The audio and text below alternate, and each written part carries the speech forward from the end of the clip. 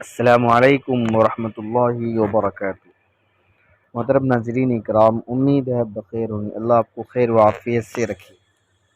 ناظرین اکرام، آج ہم بات کریں گے قبرستان جانے کی دعا کے متعلق، کہ جب بھی ہم قبرستان جائیں تو ہم کون سی دعا پڑھیں۔ حضرت بریدہ رضی اللہ عنہ سے روایت ہے، رسول اللہ صلی اللہ علیہ وسلم انہیں صحابہ کرام کو تعلیم دیتے تھے کہ جب وہ قبرستان جائے تو یہ دعا پڑھے: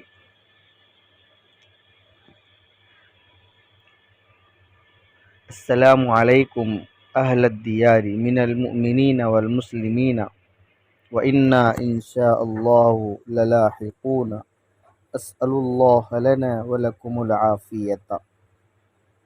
پھر سے، السلام علیکم اہل الدیار من المؤمنین والمسلمین وإنا ان شاء اللہ للاحقون اسأل اللہ لنا ولکم العافیت۔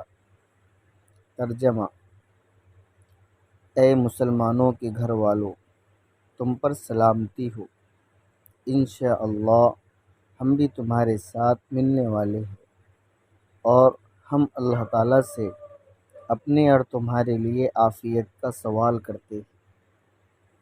یہ دعا صحیح مسلم کے اندر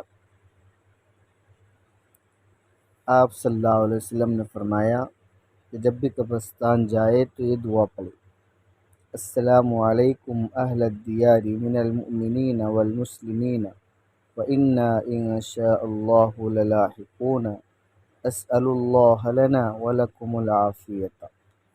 والسلام علیکم ورحمۃ اللہ وبرکاتہ۔